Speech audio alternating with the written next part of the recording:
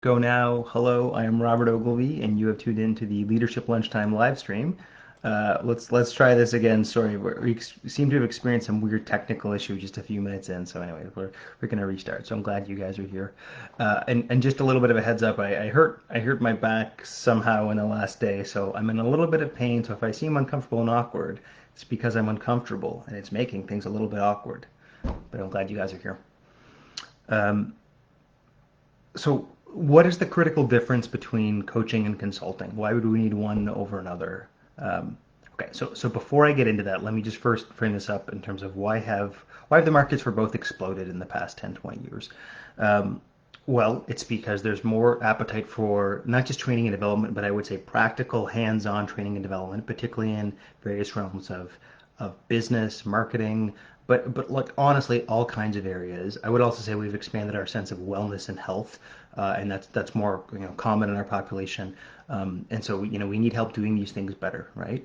Um, I would also say that we're tackling bigger problems, so we need the timely right amount of expert support to help us when we need it, right? And that's overall the role that coaches and consultants fulfill, right? But what is the difference between a coach and a consultant? Okay, this is important because if you mess this up, you're going to be hiring the wrong person for the wrong thing, and you're not going to get the results you want. So you're going to be wasting time and money. Consultants, you're paying for their expertise. So whether they're just simply advising you or designing a plan or pulling some data or diagnostic, or whether they're actually implementing something for you, what the spectrum of how much actually work they're doing, in lieu of you doing it. That's why you hire a consultant for their expertise. So it is about their opinion. It is about their expertise. It is about their ability to do that in an expert, masterful way. And it's not just they can do it well, they're going to know more about that, right? The reason you hire a consultant is because you don't know what you don't know. So it's not just when you need added firepower, but when you operationally and strat-wise can't even wrap your brain around this problem. That's why you want to bring in an expert, right? That can actually help you tackle this thing, right? What is a coach there for? A coach is it's there to serve you and your goals, but the real magic of coaching is its long-term developmental training. It's training and development, right? It's bringing out your skills to make you better and building up your capacity. It's the essence of don't give a man a fish, teach a man to fish. So it's not about the coach's opinion. The coach shouldn't be telling you what to do. True coaching is we can go through the list some other time of the eight ICF coaching competencies, right? But they're very clear on this, right? The coach is there to let me just quickly dive into the guts of what coaching is. So a lot of this is around co-creating and setting up the relationship. So there is mutual regard and authenticity and trust and all of that. And then that becomes a means to explore and build awareness about other areas. And it could be that your perspective taking in ways you hadn't done before. It could be you're pulling out other details. But whatever the different techniques people are using, ultimately that should be arising as some kind of insight or some kind of state change. And then ultimately there's some habit change or some behavioral change that comes out of it so that it becomes ongoing and sustainable. It's not just some flash in the pan notion or perspective that just kind of fades away, right? So that's what coaching is, and that can certainly happen in a certain domain, right? You could be coming with this slew of marketing questions or business questions or whatever questions or wellness questions, and that's helping drive that. In fact, that's part of the premise of why that coaching relationship is there, right? You have areas you're trying to develop in, but the coach can't tell you what to do, and if you're asking that, this brings up a particular problem, which so I'd like to call it the kind of naive first thought problem, right? And again, this is centered around the notion that you don't know, as the naive kind of client coming in, you don't know what you don't know, and so you're not able to kind of structure and ask good questions. You're not oriented well to the problem, so you don't even know kind of useful questions to ask yet.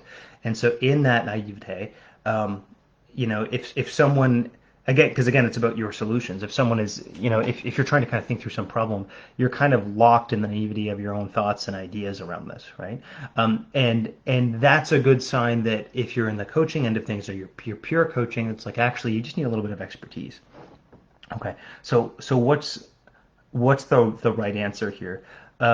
Generally, this is maybe a good reminder to say most people that call themselves coaches are actually consultants because they want to tell you what to do. Or really, I would say trainers, and that most coaches are not doing the work for you, but they're training you in an explicit skill set.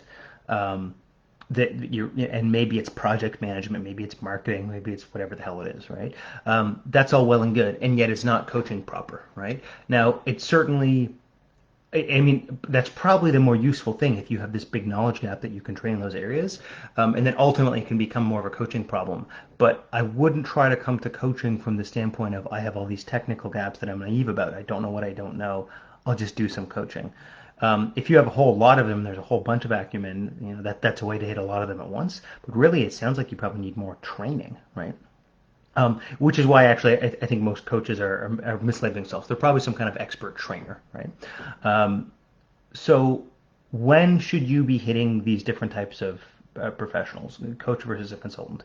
If you have an expert problem that you want advisement on or you want help executing, that's when you want a consultant.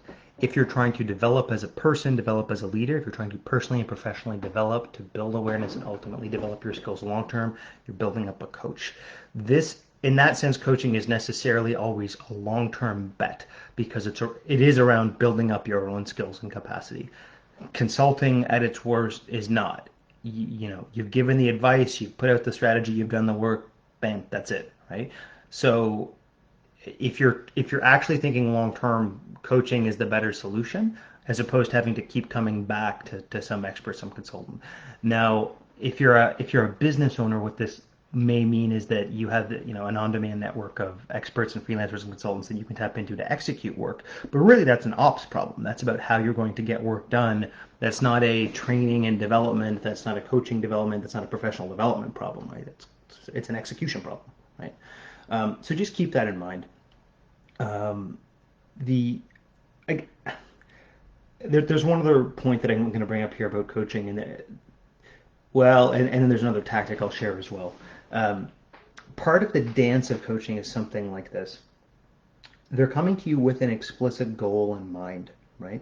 There's something they want to achieve, um, and it's your job to help them achieve that. But in the process, the real magic is that you're long-term developing their capacity, and that's how they're achieving that goal, right? Um, the reason having some kind of goal is important is that you it is your chances of success are much higher if there's something particular that they're going after.